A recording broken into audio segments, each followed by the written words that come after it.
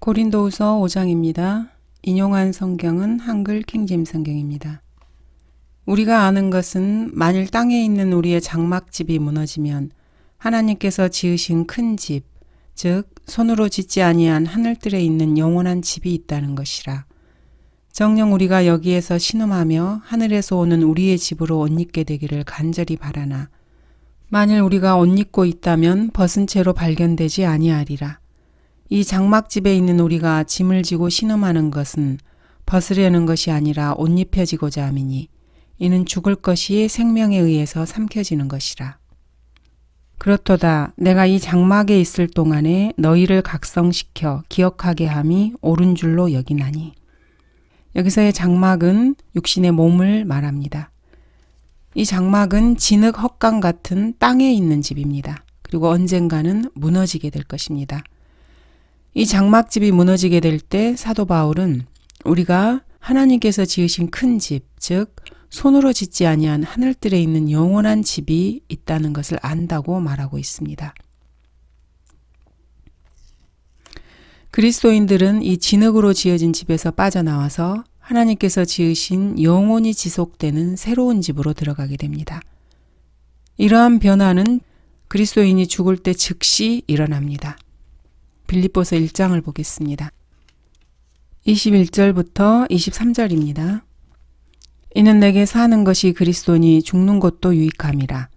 그러나 만일 내가 육신으로 산다면 이것은 내 수고의 열매니 무엇을 선택해야 할지 나는 아직 알지 못하노라. 내가 그 둘 사이에 끼어 있으니 내가 떠나서 그리스도와 함께 있을 욕망을 갖는 그것이 훨씬 좋으나. 이 집은 바울에 따르면은 우리의 육신의 이전 몸보다 더 바랄만 합니다. 그래서 이 집은 고린도전서 15장에서 말하고 있는 부활 때 입게 될 부활한 몸이 아닙니다. 그 대신에 부활을 기다리면서 입게 될 일종의 혼적인 몸, 즉 soulish body라고 할 수 있습니다. 하나님께서는 그리스도인들이 죽은 다음에 하늘나라에 있는 그 동안에 부활을 기다리는 사이에 뭔가 그리스도인의 혼을 덮어 씌울 만한 것을 가지고 계신 것입니다. 이것을 바울은 하늘에 있는 영원한 집이라고 말하고 있고 하나님께서 지으신 큰 집, 즉 손으로 짓지 아니한 집이라고 말하고 있습니다. 하늘에서 그리스도인들은 이 솔리시 바디로 덮어 씌움을 받게 될 것이고 자신의 몸이 부활할 때를 기다리게 될 것입니다. 정녕 우리가 여기에서 신음하며 하늘에서 오는 우리의 집으로 옷 입게 되기를 간절히 바라나. 이 말씀은 모든 그리스도인들의 소망이 되어야 합니다. 사도 바울은 내가 떠나서 그리스도와 함께 있을 욕망을 갖는 그것이 훨씬 좋다라고 말하고 있습니다. 자신의 마음이나 머릿속에 떠오르는 것에 대해서 전혀 걱정할 필요가 없는 곳에서 살 수 있다고 한번 생각해 보시기 바랍니다. 여러분이 하고 싶은 것은 무엇이든지 다 해도 그것이 옳은 일이고 무슨 잘못을 저지를까 전전긍긍할 필요도 없으며 자신을 결코 점검해 볼 필요 없는 그런 곳에서 살게 되는 것입니다. 여러분이 그리스도인이라면은 여러분은 마침내 세상과 육신과 마귀가 더 이상 여러분과 주님의 관계를 해치거나 방해하거나 영향을 줄 수 없는 그곳에 가게 될 것입니다. 바울은 정녕 우리가 여기에서 신음하며 하늘에서 오는 우리의 집으로 옷 입게 되기를 간절히 바라나 이렇게 말하고 있습니다. 너무나도 당연한 말입니다. 만일 우리가 옷 입고 있다면 벗은 채로 발견되지 아니하리라. 그리스도인이 벗은 채로 발견될 수 있다는 것을 암시하는 구절입니다. 그리스도께서는 라오디케아 그리스도인들에게 흰 옷을 사서 그들의 벌거벗은 것을 덮으라고 말씀하고 계십니다. 계시록 3장 18절입니다. 내가 너에게 권고하노니 내게서 불로 단련된 금을 사서 부요하게 되고 흰 옷을 사서 입음으로 너의 벌거벗은 수치를 드러내지 않게 하며 또 안약을 내 눈에 발라 보게 하라. 이 말씀은 그리스도인이라 할지라도 벌거벗은 수치를 드러낼 수 있다는 말씀입니다. 또한 주님께서는 자기 옷을 지켜서 벗은 채로 다니지 아니하는 자는 복이 있다고 요한계시록 16장에서 말씀하고 계십니다. 또한 요한계시록 19장 8절에서는 세마포는 성도들의 의라고 기록하고 계십니다. 물론 우리는 이 말씀을 모두 다 정확하게 이해하지는 못합니다. 그러나 이런 종류의 옷에 관한 온갖 종류의 해석들이 있습니다. 믿음의 선진들이 이러한 말씀들에 주석해 본 것을 결과적으로 결론을 내보자면은 그리스도인이라면은 그때 하늘나라에서 영적인 몸을 얻게 됩니다. 이 영적인 몸은 여러분이 구원받은 후에 행한 선행들로 짜여진 세마포를 말합니다.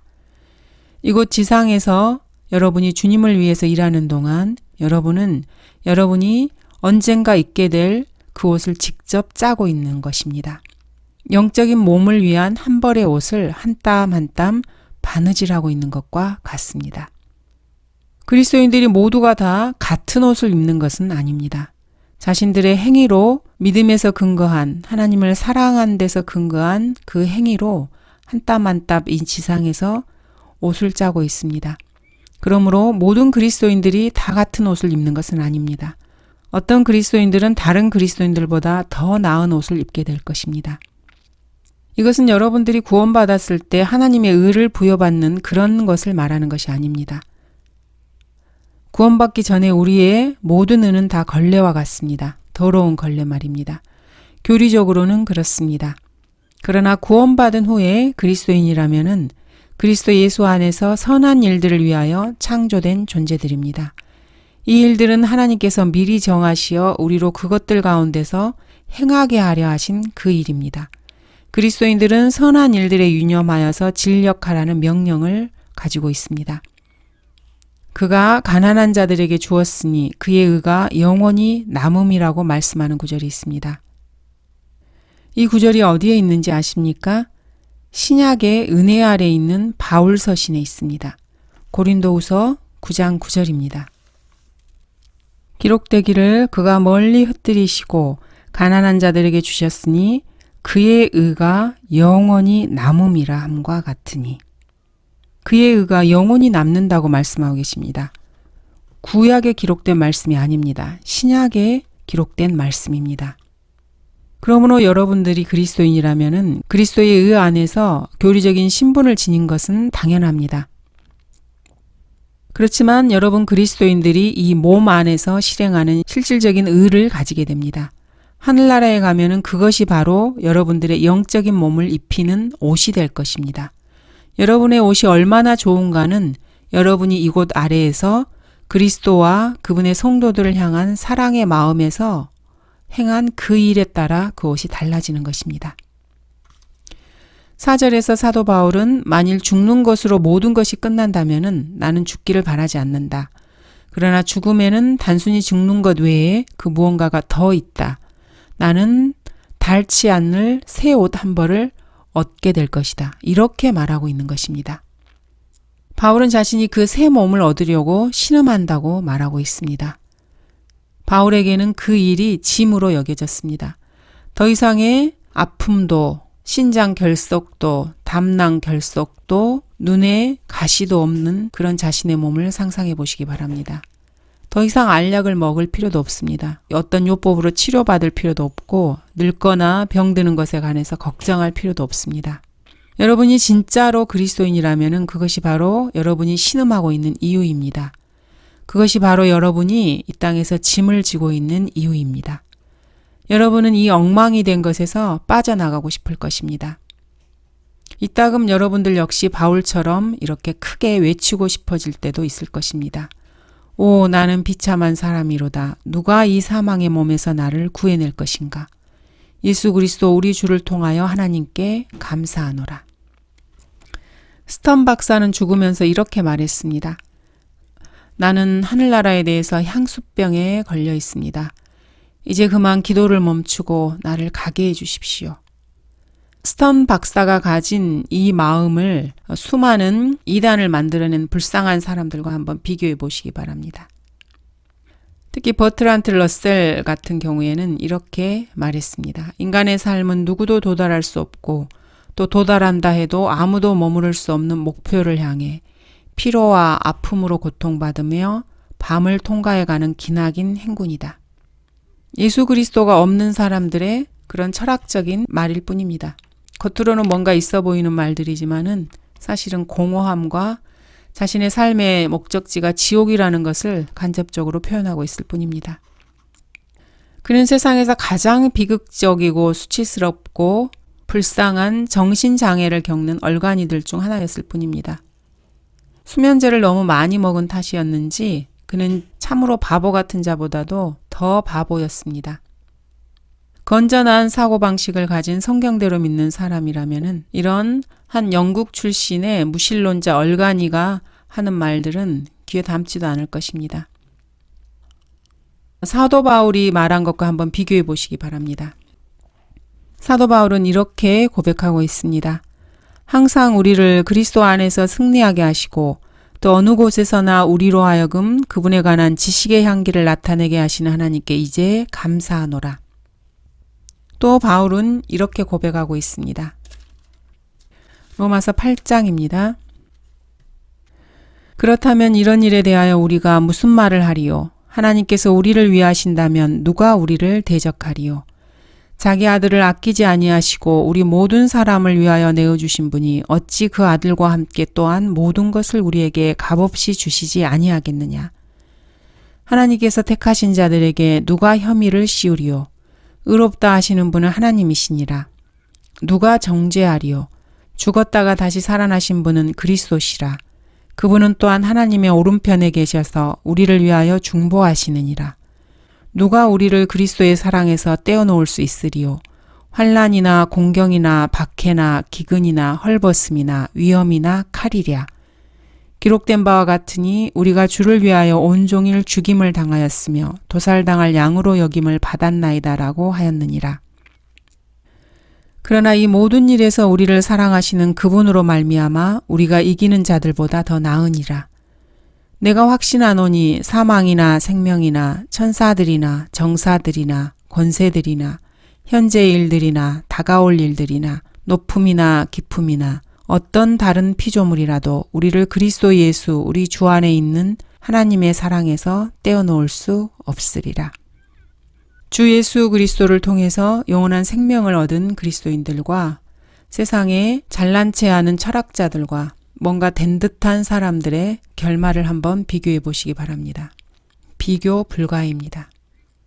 그들이 묘사한 인생과 사도 바울이 묘사한 인생, 이것은 참으로 하늘나라와 지옥처럼 극과 극입니다. 5절부터 9절을 보도록 하겠습니다. 이제 이것을 우리에게 이루신 분은 하나님이시며 그분께서는 또한 우리에게 성령의 보증을 주셨느니라. 그러므로 우리는 항상 자신에 차 있어 우리가 몸에 있는 집에 거할 때 주로부터 멀리 떨어져 있다는 것을 아나니 이는 우리가 믿음으로 행하고 보는 것으로 하지 아니함이라. 우리가 자신에 차 있으니 정녕 몸에서 떠나 주와 함께 있는 것을 오히려 더 원하노라. 이 때문에 우리가 애쓰는 것은 거하든지 떠나 있든지 그분을 기쁘시게 해드리기를 바라는 것이라. 주님께서는 여러분 그리스도인들을 위해 새 몸을 마련해 놓고 계십니다. 여러분 그리스도인들을 위해서 준비하신 것입니다. 즉, 여러분이 그리스도인이라면 여러분의 운명은 이미 정해져 있습니다. 확정되어 있습니다. 그 누구도 이 운명을 바꾸지는 못합니다. 고린도후서 1장 22절에서는 성령의 보증이라는 말씀이 나옵니다. 여러분이 그리스도인이라면 하늘나라에서 새로운 그 몸을 입게 될 것입니다. 하나님께서는 그분의 일을 여러분 안에서 완수하실 것입니다. 하나님의 증거가 여러분 안에 계신 성령이시기 때문입니다. 여러분이 그리스도인이라면 회심할 때 주님께서 여러분 안에 탄생시킨 새 영이 있습니다. 그러므로 여러분들은 하늘나라에서 새 영적인 몸을 입게 될 것입니다. 궁극적으로는 부활 때의 새로운 이 물리적인 몸이 될 것입니다. 성령님께서는 죽음이 그리스도인의 끝이 아니라는 사실을 지속적으로 증명해주고 계십니다. 구원받은 지 오래될수록 이것은 더욱더 선명해집니다. 더욱더 분명해집니다. 나이가 좀 지긋하게 드신 그리스도인이 주님과의 교제 안에 계속해서 머무르게 되면은 그 사람은 죽음에 더 가까이 가까워질수록 그 건너편 빛이 더 밝아져서 그 빛을 분명히 더 볼 수 있을 것입니다. 이런 엄청난 혜택을 누리고 있을 것입니다. 겉사람이 늙어갈수록 속사람은 더욱더 젊어집니다. 새롭게 된 이 속은 계속해서 새로워지고 미래의 어느 날까지 계속해서 탄력을 얻게 됩니다. 어느 한날 펑 하는 소리와 함께 이제 형제 여러분, 여러분의 몸은 새 몸을 입게 될 것입니다. 어느 한날 한순간 여러분은 새 몸을 입게 될 것입니다. 그러나 주님께서는 여러분에게 아주 조금 맛보기를 보여주실 뿐입니다. 이것은 성령의 애표인 엘리에셀이 리브카에게 금은 보석을 주는 일과 같습니다. 이것은 바로 이삭이 얼마나 부유한지에 대한 보증이었던 것입니다. 그것은 성령의 애표인 엘리에셀이 리브카에게 금은 보석을 주는 일과 같습니다. 그것은 이삭의 부에 대한 보증을 보여주는 것입니다. 6절 그러므로 우리는 항상 자신에 차 있어 우리가 몸에 있는 집에 거할 때 주로부터 멀리 떨어져 있다는 것을 아나니 그리스도인이 그 안에 내주하시며 결코 떠나지 아니하시는 성령으로 그리스도 안에서 가지는 그 현재의 신분과 또 주님을 영원히 직접 대하게 될 미래의 신분에 대해서 믿음으로 확신하는 것을 주목하시기 바랍니다. 이러한 두 가지의 신분이 빌립보서 1장 6절에서는 결합됩니다. 우리가 이것을 확신하노니 너희 안에서 선한 일을 시작하신 이것은 그리스도인의 현 상태입니다. 그분께서 예수 그리스도의 날까지 그 일을 완성하시리라. 이것은 그리스도인들의 미래의 상태를 말합니다. 그리스도인은 죽을 때 어디로 갈 것인지 아는 사람들입니다. 이는 그리스도인 안에 성령께서 계셔서 그리스도인들에게 그렇게 말씀해 주시기 때문입니다. 7절 이는 우리가 믿음으로 행하고 보는 것으로 하지 아니함이라. 이 말씀은 예수님께서 요한복음 20장에서 도마에게 하시던 말씀과 연관됩니다. 도마야, 내가 나를 보았으므로 믿는구나. 보지 않고 믿은 자들은 복이 있도다. 사도 베드로는 이렇게 말했습니다. 너희가 그를 보지 못하였으나 사랑하며 지금도 그를 보지 못하나 믿고 있으며 또 말할 수 없이 영광으로 가득 찬 기쁨으로 즐거워하나니. 예배 때마다 하는 초청 시간에 모든 회중들이 볼 수 있도록 회중들 앞에 주님이 실제로 모실 수 있다면 참으로 좋을 것입니다. 그렇지만 이 땅에서는 그럴 수 없습니다. 성령께서 계시해 주시는 대로 성령을 통해서 주님을 보지 않는다면 그리스도인들은 주님을 볼 수 없습니다. 자, 몸 안에 있을 때 그리스도인들은 주님으로부터는 물리적으로 떨어져 있습니다. 그렇지만 영적으로는 결코 주님께로부터 떨어져 있지 않습니다. 왜냐하면 주와 합하는 자는 한 영이기 때문입니다. 에베소서 5장에서는 이는 우리가 그의 몸과 그의 살과 그의 뼈의 지체라고 말씀하고 있습니다. 그렇지만 지리적으로 봤을 때 그리스도의 몸은 하늘나라에 계신 하나님 아버지 우편에 앉혀져 있습니다. 그리고 그리스도인들의 몸은 그 아래에 있는 이곳 지상에 있습니다. 그렇다고 해서 우리 그리스도인들이 저 모든 사탄적인 것들과 손에 손잡고 다니는 것은 아닙니다. 이는 그리스도인은 믿음으로 행하고 보는 것으로 하지 않기 때문입니다. 그리스도인들에게 선택권이 있다면 그리스도인들은 몸에서 떠나 주와 함께 있는 것을 오히려 더 원할 것입니다. 사도 바울 역시 그렇게 말하고 있습니다. 모든 그리스도인들은 자연스러운 타고난 자살 성향을 가지는 셈입니다. 모든 하나님의 거듭난 자녀들은 엉망인 이곳 세상에서 머무는 것보다는 차라리 본향으로 가서 주님과 함께 있고 싶어 할 것입니다. 사도 바울은 이는 내게 사는 것이 그리스도니 죽는 것도 유익함이라고 말하고 있습니다. 그러나 그리스도인들이 몸을 떠나서 주와 함께 있게 되면은 진짜 그리스도인들에게는 죽음은 유익합니다. 사실 바울은 죽음이 훨씬 더 좋다고 말하고 있습니다. 빌립보서 1장 23절에서 바울은 살아서 빌립보의 핵심자들을 돕는 일과 본향에 가서 주님과 함께 있는 일 이 두 가지 사이에서 괴로워했습니다. 만약에 어떤 사람이 자신이 구원받은 사실을 모른다면 그 사람은 이렇게 고백할 수 없습니다. 그리고 사도행전 2장 38절로 달려가서 계속해서 회개하고 믿고 자백하고 침례를 받으려고 할 것입니다. 이런 사람들에게는 숨쉴 여유조차 없습니다. 이런 모든 과정을 거치지만 여전히 구원받은 것을 모르는 사람입니다. 어떤 가난한 여인은 브라운스빌 부흥회에서 6번이나 구원받았다고 합니다. 하지만 그런 과정이 지난 다음에도 여전히 하늘나라에 갈 것이라는 확신이 없었습니다. 그런 사람들에게 죽음은 유익하지 않습니다. 죽음은 그들에게는 도박입니다. 그 사람들은 구원을 받을 수도 있고 받지 못할 수도 있기 때문입니다. 로마 카톨릭도 자신들이 죽는 것이 유익하다고 말합니다. 하지만 사실 죽는 것이 유익하다고 말한다면은 로마 카톨릭 그들이 믿고 있는 그들의 종교가 가르치는 것과 반대되는 것을 믿어야만 합니다. 왜냐하면 연옥은 절대로 유익한 곳이 아니기 때문입니다. 우리는 사람들의 종교를 비판하는 것이 아닙니다. 단지 여러분이 거듭난 하나님의 자녀가 아니라면은 여러분은 사도 바울이 말하는 것처럼 말할 수 없다는 것을 말하고 있을 뿐입니다. 구원받고 거듭난 하나님의 자녀만이 진리를 말할 수 있기 때문입니다. 자신이 그리스도인이라고 말하면서도 죽으면 하늘나라에 본향이 있다는 것을 확실하게 알지 못하는 사람은 그 사람이 무슨 성경을 읽든지 간에 구원을 잃어버릴 수도 있다는 것을 확신하기 위해서 그런 성경을 사용하는 것입니다. 참 성경인 한글 킹제임스 성경을 찾아서 배우고 읽고 묵상하는 것이 그런 사람들은 좋을 것입니다. 그리스도인들은 자신이 죽으면 어디로 갈지를 아는 사람들입니다. 사도 바울도 알았고 베드로도 알았고 요한도 알았습니다. 만일 여러분이 그것을 알지 못한다면 자신이 죽어서 하늘나라에 갈지 지옥에 갈지 아니면 카톨릭이 말하는 연옥에 갈지 아니면 누군가 말하듯이 혼이 소멸한다고 믿는 것인지 자신이 어떻게 될지를 정확하게 알지 못한다면은 신약에서 가장 위대한 이 세 사도가 말하고 있는 것을 따르고 있지 않습니다. 이 위대한 사도들을 따르는 사람들이 아닙니다. 그리스도인들은 자신이 어디로 가고 있는지 아는 사람들입니다.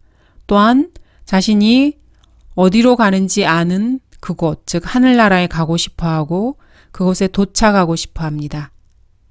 왜냐하면 하늘나라는 이곳 땅에 있는 것보다 모든 면에 있어서 모든 일들이 다 향상된 것이고 진전된 곳이기 때문입니다. 자, 그리스도인들은 하늘나라에 이를 때까지 그분을 기쁘시게 해드리려고 애를 씁니다.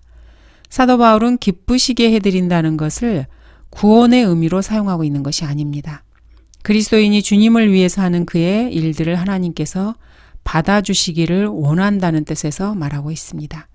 이는 내게서 하는 것이 그리스도이니 언젠가 주님의 입에서 잘하였도다 착하고 신실한 종아 이렇게 칭찬하는 말씀을 듣기 위해서 이곳 지상에 사는 동안 그리스도인들은 그리스도인으로서 항상 주의 일을 넘치게 해야 합니다. 10절에서 13절입니다. 이는 우리 모두가 반드시 그리스도의 심판석 앞에 나아가서 선이든지 악이든지 각자 자기가 행한 것에 따라 자기 몸에 행한 것을 받을 것이기 때문이라. 자기 몸으로 행한 것들을 받을 것이기 때문이라. 그러므로 우리가 주의 두려우심을 알기 때문에 사람들에게 권유하노라. 그러나 우리가 하나님께 나타내어졌으며 나는 또 너희 양심에도 나타내어졌기를 바라노라.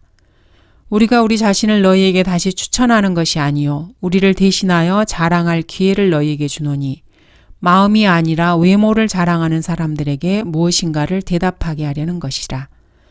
만일 우리가 미쳤어도 하나님을 위한 것이요 정신이 온전하여도 너희를 위한 것이라. 여기서의 그리스도의 심판석은 로마서 14장에서 말씀하고 계시는 그 심판입니다. 그런데 너는 어찌하여 내 형제를 판단하느냐? 어찌하여 내 형제를 업신여기느냐? 우리가 모두 그리스도의 심판석 앞에 서리라. 이 심판은 그리스도 안에 있는 형제들이 받는 심판입니다. 큰 백보자 심판이 아닙니다. 새로운 역본들은 여기 로마서 14장 10절의 심판을 하나님의 심판석으로 변개시켜 버렸습니다. 하나님의 심판석은 사실 그 어떤 것과도 아무런 관련이 없습니다. 주 예수 그리스도는 큰 백보자 심판에서 하나님으로서 심판하실 것입니다. 또한 민족들을 심판하는 그 자리에서도 주 예수 그리스도께서는 동일한 하나님으로서 심판하실 것입니다. 그러므로 새로운 성서들이라고 하는 것들이 혼란을 퍼뜨리는 것에 동조할 필요는 없습니다. 그리스도인들에 대한 이 심판은 고린도전서 3장에 잘 묘사되어 있습니다. 거기에서는 그리스도인이 그리스도를 위해 살면서 섬긴 것에 대한 상을 받게 됩니다. 고린도전서 3장 11절부터 보겠습니다. 이 닦아놓은 기초 외에는 아무도 다른 기초를 놓을 수 없나니 이 기초는 예수 그리스도시라. 이제 누구든지 이 기초 위에 금이나 은이나 보석이나 나무나 집이나 그루터기로 지으면 각 사람의 일한 것이 나타나게 되리니 그날이 그것을 밝힐 것이라. 이는 그것이 불로써 드러나고 또 그 불은 각 사람의 일한 것이 어떤 종류인지를 시험할 것이기 때문이라. 만일 어떤 사람의 일한 것이 세운 그대로 있으면 그는 상을 받을 것이요. 만일 어떤 사람의 일한 것이 불타버리면 그는 손해를 당하리라. 그러나 그 자신은 구원을 받게 되지만 불에 의해서인 것처럼 그렇게 되리라. 그리스도의 심판석에서 그리스도인들은 그리스도를 위해 살았던 섬김에 대해서 상을 받게 됩니다. 10절에서는 우리 모두가 각자 자기가 행한 것에 따라 자기 몸으로 행한 것들을 받을 것이기 때문이라고 말씀하고 계십니다. 그리스도인들이 어떤 선한 일을 행하게 되면은 그것은 그리스도의 심판석에서 그대로 있을 것입니다. 그리고 상을 받게 될 것입니다. 그 상으로는 정화된 금, 은, 보석이 될 것입니다. 그리고 그 사람에게는 면류관의 형태로 상이 주어질 것입니다. 그러나 그리스도인이라는 사람이 행한 일들이 악한 것으로 판명이 나면은 그 일들은 모두 다 불타버리고 그 사람은 손해를 당하게 될 것입니다. 그렇지만 그 사람이 구원을 잃게 되는 것은 아닙니다. 그 자신은 구원을 받게 되지만 불에 의해서인 것처럼 그렇게 될 것이라고 말씀하고 있기 때문입니다. 화재보험을 전혀 들지 않았는데 집에 돌아와 보니까 집이 깡그리 다 타버린 것과 같은 그런 현상입니다.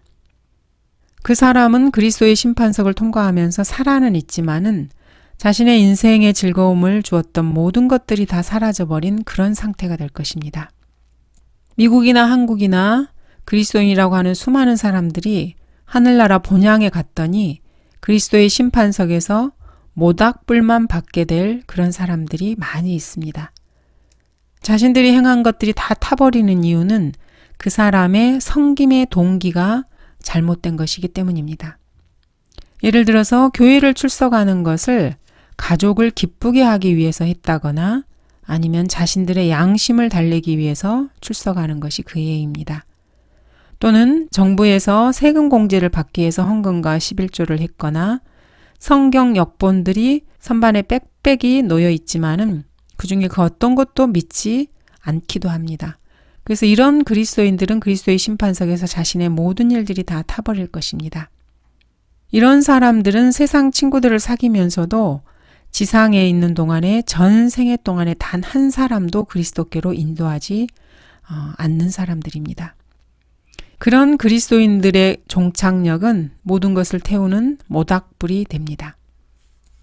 만일 그리스도께서 지상사역을 하신 이후 그리스도인들이 모두가 다 자신의 의무를 다해서 매년 누군가를 그리스도께로 인도하고 또 그 새로운 그리스도인들이 똑같은 일을 하게 되면은 그렇게 했다면은 전 세계는 크리스토퍼 콜럼버스가 아메리카 대륙을 발견하기 이전에 모두 다 회심했을 것입니다.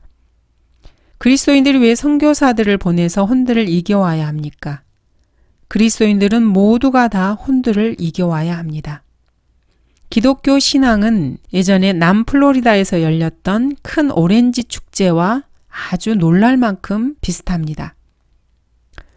그 축제의 목적은 과거 어느 때보다도 더 큰 오렌지 열매를 따는 것이었습니다. 포스터와 게시판, 라디오, 텔레비전을 통해서 온 도시에 광고를 했습니다.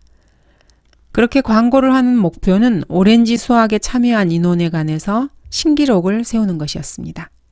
그 날이 되면은 오렌지 과수원으로 가는 도로가 자동차들로 꽉꽉 들어차게 됩니다. 수천 명이 참석을 했고 안내원들은 참석한 사람들에게 인사하면서 좌석에다가 인도합니다. 대규모의 악단이 퍼레이드를 하면서 돌아다니기도 합니다. 사회자가 연단에 금세 올라갑니다. 그리고 기도로 인도를 하고 오렌지 수확을 위해서 헌금을 걷기도 합니다. 연단 뒤에는 햇빛을 먹고 탱글탱글 잘 익은 오렌지들이 매달려 있는 수백 그루의 오렌지 숲이 수확의 손길을 기다리고 있었습니다. 그런 다음에 악단에서 트럼펫과 팡파르가 울립니다. 사회자가 첫 번째 나무로 터벅터벅 걸어가서 그 가지에서 오렌지 하나를 아주 엄숙하게 땁니다. 그러면 군중 속에서 환성이 터집니다. 참석한 사람들이 모두가 다 와 하고 고함을 지르고 손뼉을 치면서 소리칩니다. 그 뒤 이 사회자는 폐회 기도를 했고 모두 집으로 돌아갔습니다.